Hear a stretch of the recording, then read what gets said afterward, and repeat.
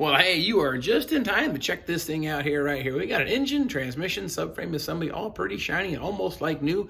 Going to reattach it to our 1968 Firebird, the Great Pumpkin. My name is John. This is the Firebird Restoration Station. This is what we do here. Fix these old classic Firebirds and put them back into fantastic shape.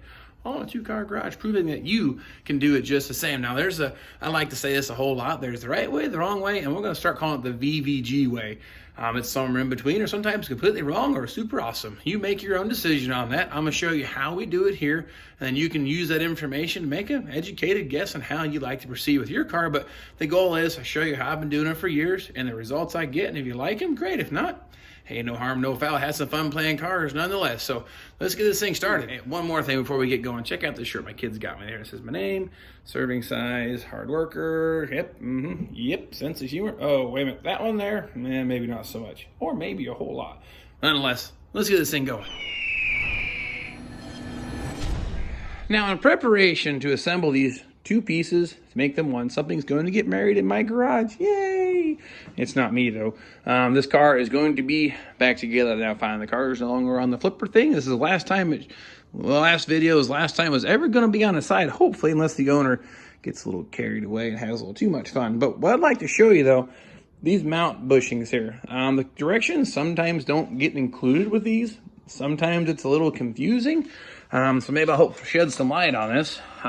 This rubber bushing, washer, and bolt, they're the same for the front and very rear location. I guess we'll call it mid and rear, because you also have the ones up there at the core support. So this part of it, same mid and rear. So I can do this with these, and I'm okay with that. The difference is with these biscuits right here, these bushings, you can tell one's a whole heck of a lot taller than the other one. I think it's like 13/16, this one's 1 inch or something along them lines, but here's how it goes. The shorter one goes on the firewall, the taller one goes back here under the floorboard. This is where we patched up that frame. I'll tell you, that 1.5 hole, perfect fit. Love that. That's gonna work out really good. So in preparation, assemble these two back together, put your biscuits in place. 1, 2, 3, 4, and that's ready to go. I've got our buddies here with the bricks, a block of wood. What I'm going to do is I'm going to put the floor jack, I'm going to position it underneath the transmission cross member, handle that way. Then I'm going to roll this whole assembly back under the body and align it up here with the body mounts. Now, the other thing that I've been questioned on, lining the subframe up to the body. There's lots of ways you can do this. There's lots of opinions on how to do this. And back to that statement I said in the very beginning, the right way, the wrong way, and then maybe the VVG way, right? Well, here's how I've done it, and it works phenomenally. Check this thing out. This is a high quality alignment tool. I almost guarantee if you got some Craftsman sockets or even any 7/16 quarter drive socket, probably work fine. This here is the factory body alignment hole. It fits pretty snug in the hole. What we'll do is I slide the subframe back into place. I'm gonna use this for an alignment dowel. Now, of course, you can tell it'll tip forward and backwards a little bit. So we're gonna use some good judgment and try to get this thing as perpendicular to this surface as possible. And that's how we're gonna line it up, because this hole here also lines up with the body here. There's a hole right there. So if you were to stab this socket through both of them, that's a really snug fit. There's your alignment pin. Now the driver's side's a perfect circle. The passenger side's kind of an elongated oval. So pin off the driver's side first, wiggle the passenger side. So the driver's side is gonna set left to right, then both pins will sit, I guess you say set, front to rear. And I've aligned all my cars this way, and I've had no problems with sheet metal alignment after the fact. So that was something I wanted to share with you. Now, there's some techniques where you go from these holes here, and you go here, well, yeah, whatever. I don't bother with that. I never have. Again, use your own judgment on this, but I'm going to show you how I do it, and the results work really good. Next thing we've done in preparation, got the car up on jack stands. Need a little height to be able to roll my subframe assembled assembly back underneath the car. And this is typically about enough room. The car's got a little bit of a rake to it. It's a little higher in the front than the rear, but that's okay. Like I said, we're going to roll this thing under here and hope we get it lined up the first shot. And of course, some more of the essential tools. You gotta have some of that. He has been hanging out with us here recently because couldn't find them. But my brother hooked me up, put a ball joint in his Jeep, and he gave me a couple Mountain Dews. Yes, only 2 to put a ball joint in, but I'll tell you what, totally worth it. Now I've borrowed some wheels off the Trans Mountain Rod over there. You can tell he's missing some tires. So I didn't have any tires and wheels mounted up for this car. The car had stock 14-inch wheels, but they will not clear the caliper. So I needed just a couple wheels. So yeah, there's the point of having a junkyard or lots of Firebirds around. So it's gonna work fine. So the next thing here, let me get the jack position on our cross member so we get this thing ready to go on back.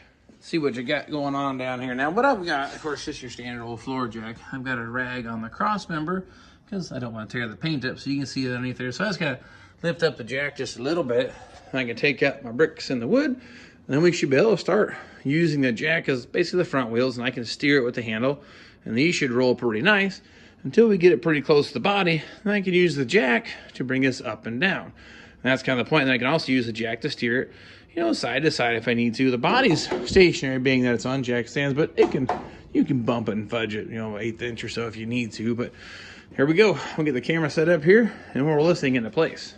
Go up a little bit. I'll get it off the blocks of wood. And we can say goodbye to the bricks temporarily. I'm gonna put them back in here. We're gonna need those to hold the subframe up.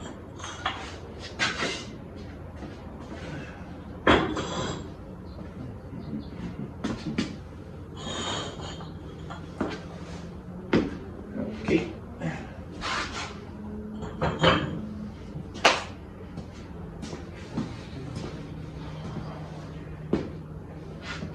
Now let's see what happens here.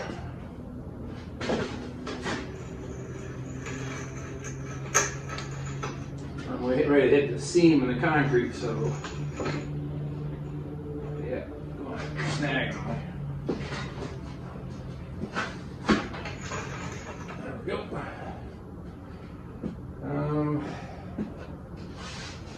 Looks like I need to steer.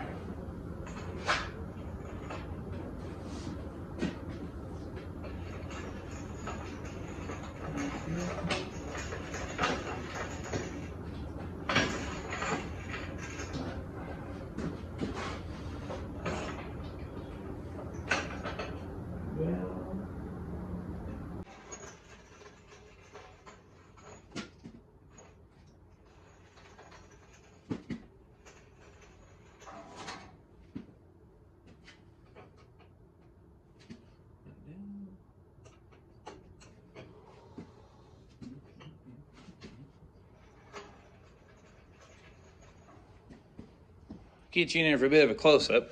Now we're doing pretty good here. Here's where we're gonna ultimately end. So we're doing pretty good side to side, it looks like.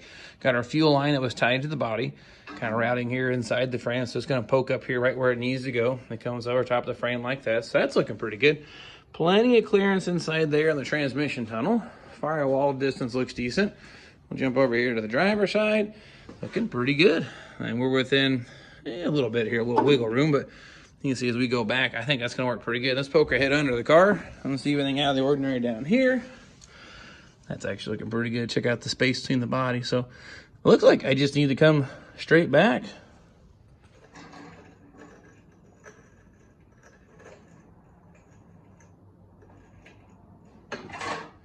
Check this out here. If you look down the hole, you can see daylight. So we're just a little bit off. I mean, just barely. We're within probably 1/16 of an inch. So I like that one. Check here our firewall clearance. Looking real nice. Now we've obviously got quite a bit of a height difference. So I need to let the body down onto the frame. So that's where that brick's gonna come into play. We're gonna put those under the subframe, and then we're gonna bring the body down to the subframe and see if we can't get that to go. But I would think, you know, for the first shot here, looking pretty good. Yeah, I may have to come back further here just on the driver's side. So we'll take a peek through this little hole here. Yeah, we're just a little shy there. I'm shooting straight down, so it needs to come this way just a little bit. Well, no, actually, just gonna move the nut around. Huh. Yeah, I couldn't do that again if I tried. So this is actually looking really, really good. So now the next thing is support the subframe. Then we're gonna lower the body down to the subframe and get those bolts started. All right, now we'll just let the jack down. And hopefully I'll rest there on my bricks with the cardboard. I don't scratch up my pretty paint. Because I need the floor jack to bring the body down. down here to the driver's side. In preparation, I've got the floor jack up underneath the pinch weld to pick this thing up so I get my jack stands out of here. Now, with the car flipper still on the back, I can jack up this side and the car body doesn't actually tilt. Now, without that on the car, you have to jack up one side, or if you have two floor jacks in the front, you can do that too, but I can normally sneak this out by picking up this side. It picks up both sides in the front because it pivots back there. Again, two floor jacks, or go side to side, let the jack stands down until you finally get the gap to close. But I've got it lifted up now. Pull the jack stands out of this side, and we'll go do the same as the other. And we'll operate that jack to bring it down close to the body mounts. We can bolt this thing together. Operate the jack down. I should be able to close this gap up here. Controlled, hopefully.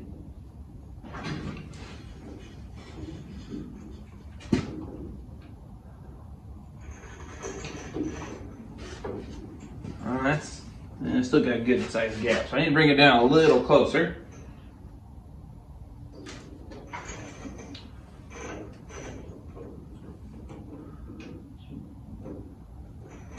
Oh, that's real close now. I'll see if I can get maybe my alignment pin through here or something.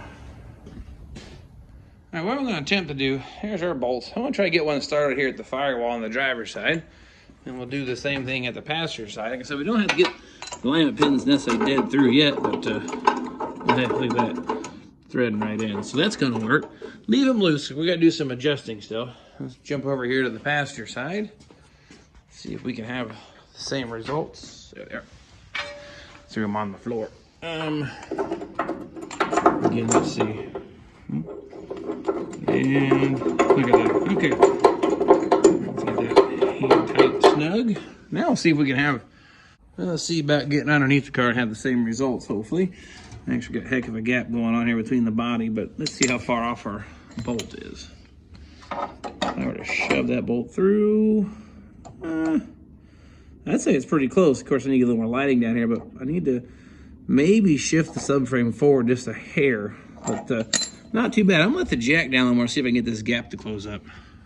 Okay, now I had to go grab the floor jack because I'm still just a little short from getting to go all the way up. See my hands in here. Not quite closing up my gap. I got about a half-inch gap or so. So I'm gonna put the floor jack up underneath the cross member there, and we'll just use it to push this back up into place, I hope.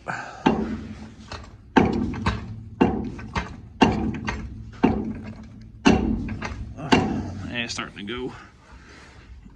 There we go. Check it out. Okay. It's kind of hard to move the jack handle when you only got 3 inches of travel, but you think I'd be good at that short stroke stuff. But okay, now let's take a peek from up top, because now I can't see where we're at. It may have to move side to side, but I can use that jack and we can persuade it around if we need to. So let's take a peek up here.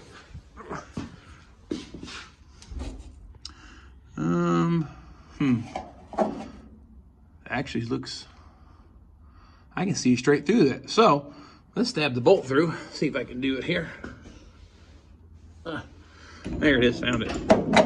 Yeah, okay. All right. Check that out. Okay. If I can get that thread into that. All right, now let's go see about the other side. Okay, now let's see how far off this one is. Well, let's see. I can move that nut though again. I should get that bolt. It's a little close. May have to shift the subframe to the passenger side. Let's grab our bolt here. See about getting that one to go. Yeah. Nope.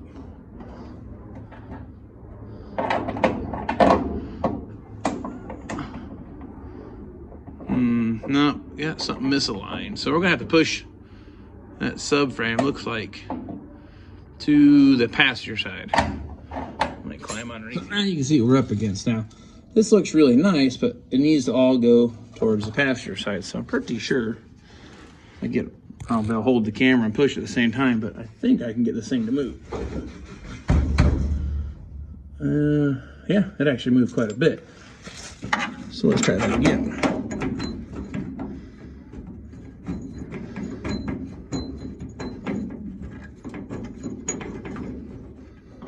All right, well, that started. Now we get these snugged up, then we'll get this thing aligned. Okay, now we're back up topside. All 4 bolts are just snug where the bushing is just tight against the body, but we're not actually torqued them down yet. I'm not going to do that because we got to get it aligned or lined up. Now again, this is how I like to do it. Just my preferred method. You do as you please, but I'm going to stab this here in the driver's side, hopefully, and get that thing to line up. That's going to take care of, like I said, forward and back and side to side.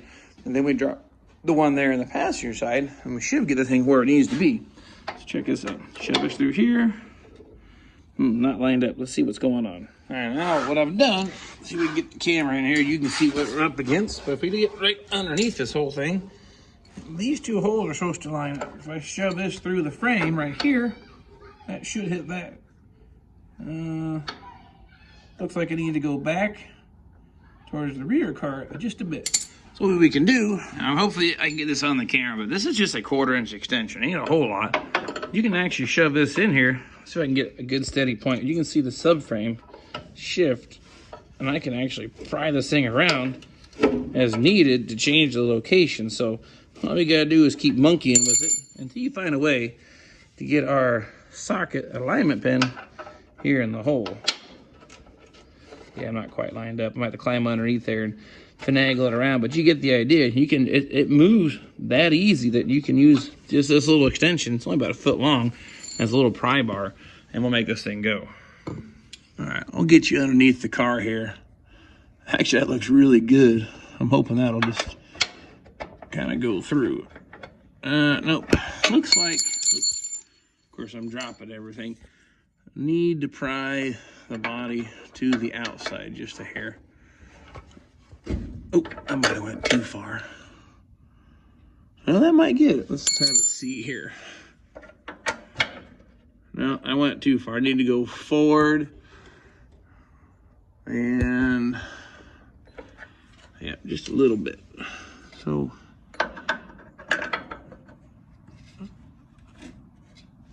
let's try that.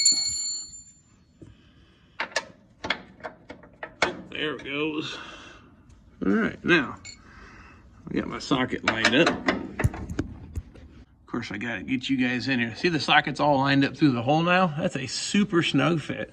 Now I can pry this a little bit forward and back to really fine tune this, but nice and perpendicular is the goal. But we really need, oh, that's nice and smooth now. Need to get the passenger side one located next. Okay, well, I'm gonna get down here with the passenger side. Now looking at it from here, it's gonna be hard to gauge. I can't see in the camera because it's just too much crap. Let's try to stab that socket through and see where we hit at. Now, yeah, you can't really see it, but yeah, I tilt the socket way back, it'll actually snag. So I think my subframe here is too far forward. So we'll take the little extension, shove in here, and watch this thing pry back. I'll see if I can't hold it steady. See how easy that moves? Now, hopefully, we can get that socket to slip through both of them. Yeah, it's actually pretty good. Now, you can see the socket still kind of lean towards the front. I need to go back just a little bit further.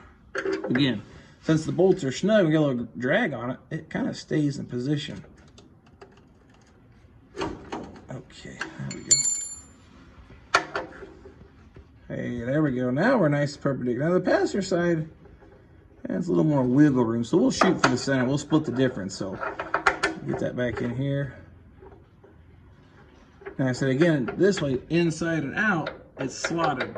What we're going to do is set forward and backwards with this pin. And I'd say we're actually there. It's nice and perpendicular. So now, I need to snug up my body mount bolts. Then we'll recheck the alignment on both sides. You know, as much fun as I'm having here hanging out with you guys underneath the old Great Pumpkin, torquing down the last bits here on the subframe mount. It's got the last one here torqued, and as I looked at it, laying on my back, hanging out, that dawned on me that I've got these bushings in the wrong spot. The tall ones here, as you can see, definitely not right. I don't know what I was thinking when I did that. You probably saw that earlier in the video, but next time call me out on that because, well, I don't make many mistakes, but that happens. But I wanted to share with you that I got that backwards. So when you're doing your car, put the tall ones at the firewall, the short ones here in the back. So I wanted to share that with you and let you know that you should probably write this on the calendar because I'm sure this will be the last time I ever make a mistake. Anyway, let's get back to it. Here we go. Got all the bolts torqued down. I think it's 95 foot-pounds. I got a book upstairs, but I got it good and tight for now. But you can see here the bolt pokes through. There's our alignment pin poking through there. 7/16 socket forward and back, feels nice. A little sloppy, but nice and square. And we'll go check the driver's side. As long as I can pull that thing out, just maybe a little bit of drag, I'm gonna call this all good. Same thing, it's kind of poking through here on the inside. Yep, check it out. Okay, come on. Oh, there it is. I believe we're 100% in line. This is gonna work great. There you have it, subframe tied back into the body of the Great Pumpkin. And these little sockets right here, 7/16. They just fit just perfect. Now again, you see the results here. I like doing the transmission engine on the subframe, putting the wheels on. It's a single man job. Didn't scratch a thing, rolled that thing right into place, put these in for little alignment pins, and I'll tell you, it works just fine. Now again, that's just what I've done. It's worked for me. You have a technique that works for you or someone's told you different and you like it, hey, go with it. I'm just showing you what I do here. Like I said, I'm gonna get that shirt made up the right way, the wrong way, and the VVG way. With that being said, next go around, I'm gonna start stabbing the rear axle and suspension back underneath this thing, and we'll do the rear drum brake overhaul and get that all up to speed in really good condition. And of course, if you haven't seen this entire build, this car was completely 100% drivable and assembled with rust holes and problems. Now those problems have been resolved, rust holes have been fixed, and we're gonna keep putting this thing back together. I've got all new bushings in it now, new control arm bushings, new springs. It's like new or better than new potentially. So if you'd like to see all that, check out the video description here. Got the whole playlist from very beginning to now. And I'm gonna keep on plugging away until this car is done right in front of your eyes, step by step, to help you on your journey.